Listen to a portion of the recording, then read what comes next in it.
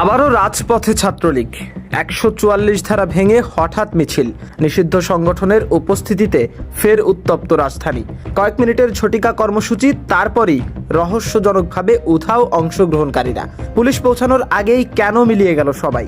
নিষেধাজ্ঞার মাঝেও কিভাবে সম্ভব হলো এমন কার্যক্রম? শাহবাগে নিষেধাজ্ঞার মাঝেই আচমকা উপস্থিতি।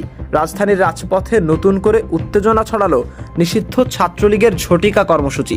শুক্রবার সকালে মালিক এভিনিউ এলাকায় জাতীয় সংসদের সামনে ১৪৪ ধারা কার্যকর থাকা সত্ত্বেও সংক্ষিপ্ত মানবন্ধন ও মিছিল করতে দেখা যায় সংগঠনটির নেতাকর্মীদের। এ সময় ব্যানার হাতে কয়েকজন হঠাৎ জড়ো হয়ে কর্মসূচি শুরু করেন।